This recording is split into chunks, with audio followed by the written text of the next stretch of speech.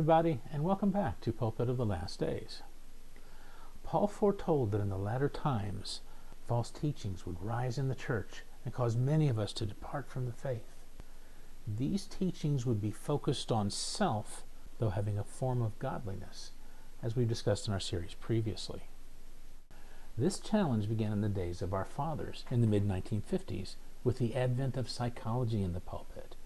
And in our own days, that challenge has become perilous because psychology taught Christians to focus on themselves and call it godliness, though in truth, God was being displaced further and further from their hearts and minds. In the years since then, the church has been through a malignant storm, but it has been a storm with a purpose, a last-ditch go-for-broke effort that will cost us everything that we have. As Jesus said, "He who loses his life will find it, and will keep it to life eternal." So as the end of days draws near, we have come to the turning of the tide.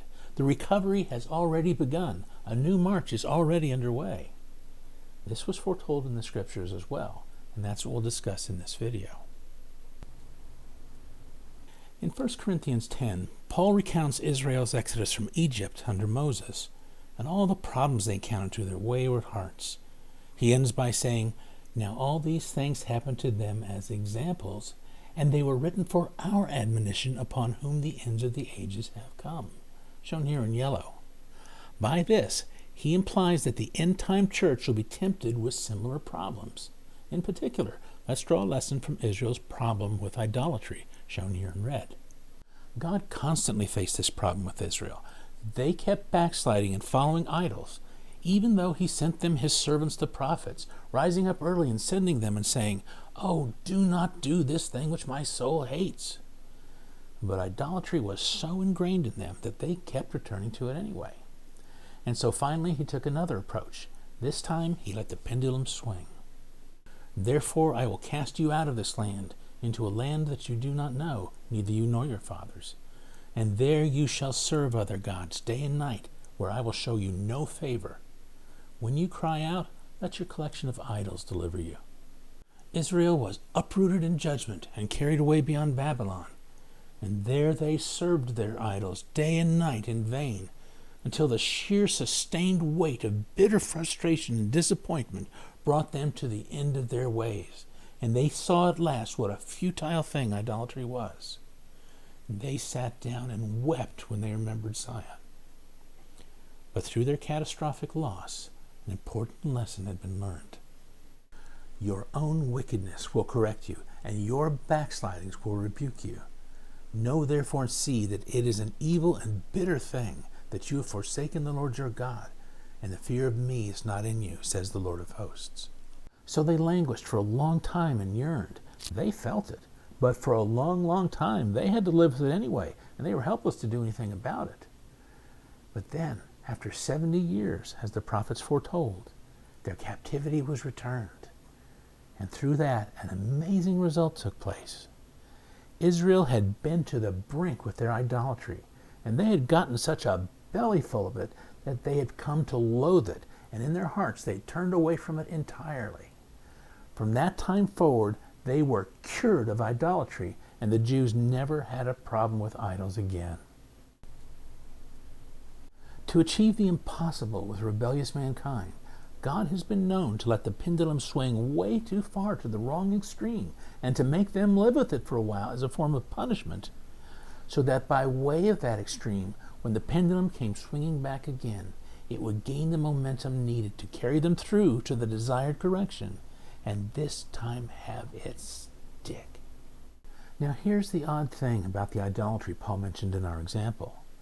When he brought this up in 1 Corinthians 10, he put it this way in verse 7, shown here in red. "And do not become idolaters, as some of them were, as it is written, the people sat down to eat and drink and rose up to play." Now, he's specifically talking about the story of the golden calf from Exodus 32. But he is not quoting the verse that plainly tells us, hey, there was this golden calf. Instead, he's skipping down 2 more verses from there to explain the real motivation behind that episode. The people sat down to eat and drink and rose up to play. So their idolatry was not an end in itself. Its ultimate purpose was self-indulgence. Now that celebration may have been an act of worship to the idol, but there was a little something in it for them too. And beneath the religious veneer, that was the real end to their means the whole time. And it gets even worse. They said of the golden calf, "This is the Lord our God who brought us out of Egypt, and tomorrow will be a feast unto the Lord," meaning the golden calf. So they were trying to put God himself in a new box that was more to their liking. And this new version of God seemed to approve their indulgences. This feast of debauchery was dedicated to him. In other words, self has always been the ultimate idol, and self loves to hide its motives in a cloak of religion. Even so, the perilous side of the end-time church is fully absorbed with self while having a form of godliness, though denying the power thereof. So perhaps now we can understand the connection a little more clearly. These things were written for our admonition, upon whom the ends of the ages have come. In many ways, the problems the church will face are ancient problems, which have simply been tailored to make them more appealing to the modern mindset. For many centuries, especially following the Enlightenment, God has fought with the ultimate idol, the self-mentality, in the heart of his own people. In its many disguises, it is at the root of almost every other problem that we've had. But God's soul will not strive with us on this forever. So in the last days, to deal with this once and for all, he's going to allow that pendulum to swing one more time. As seen here, the scriptures spoke expressly.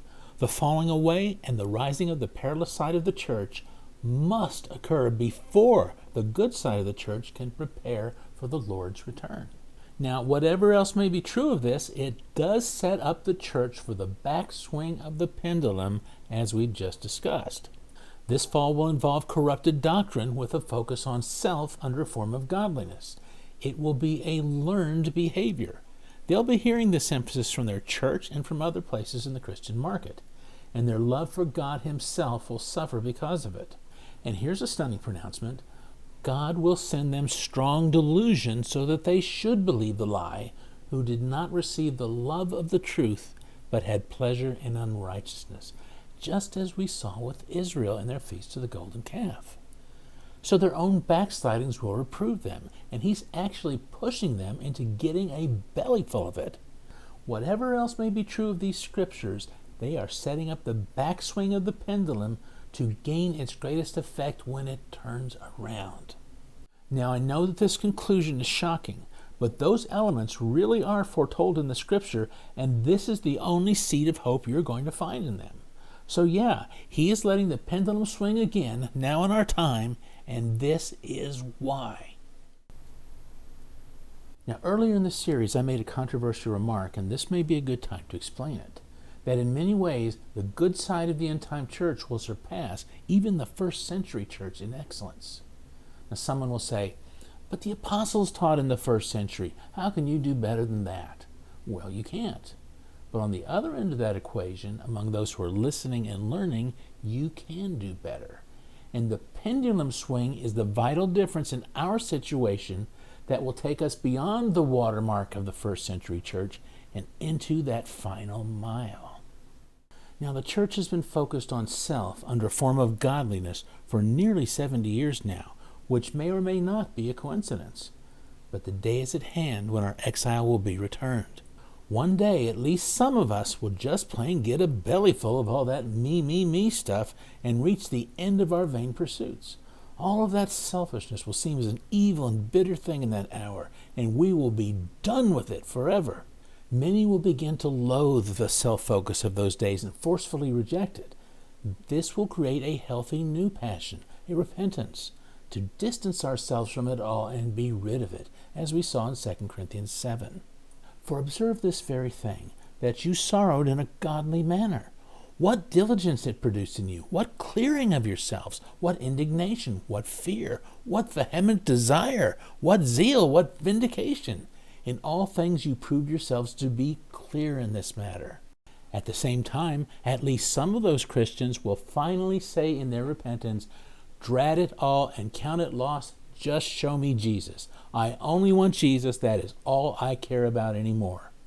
Meanwhile, the good side of the end-time church will rise with a focus on knowing Him, the upward call of God in Christ. An uplifting pull will be felt in the heart of every true Christian, drawing them into His direction. Christians who are fleeing the idolatry of self will be deeply impacted by this and seek Him more than ever before as the answer to their shortcomings and the perfect fruit to repentance. It's a perfect match.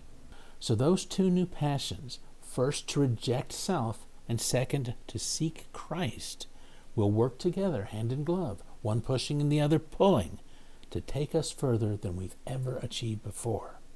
This focus on Jesus will also bring those believers together with each other, so the passion of their heart in seeking Him will translate into a movement of the entire church. And our perseverance on this path, through the trials of those times, will finally help us reach that last mile and finish the race together. And that's the bigger picture at work in everything. So that's the push-pull effect and how its momentum carries us to the pinnacle of the church's calling and has it stick. Now, we're still going to be human, still subject to weaknesses and temptations, but we're going to be as cured as people can be. Our guard will be up against relapse, and we'll be part of a new Christian community that sincerely holds this focus as the bond of their fellowship. Now, I wish I could tell you that this transformation will follow just as suddenly, but unfortunately it won't. Hungry for God though we may be, a course will be set before us that will proceed in stages, some of them difficult, some even painful, but all of them designed to stretch us and refine us and get us there. The good news is Jesus Himself is always with us, and by Him we shall overcome the world. The bad news is that at every stage along the way, the devil will be throwing new counterfeits our ways to deceive us where possible, and this time he'll have lying signs and wonders to help him. We must face the fact that the Scriptures really do foretell all of this for the end times, and so amazing things really are going to happen, some of them good, but some of them bad. Now you will see these with your own eyes, but you must learn to walk by faith and not by sight, because some of the things you see will be false, intentionally sent to deceive you. So we'll all need to be discerning enough to know the difference, and brave enough to trust God at His word, even in the face of something contrary, though it seemed to be miraculous. But make no mistake, the return journey has begun. Jesus, by His love for us, will make us more than conquerors. So let's take a look at that last great movement of the Holy Spirit in the church, which will lead us right up into the end, starting in our next video.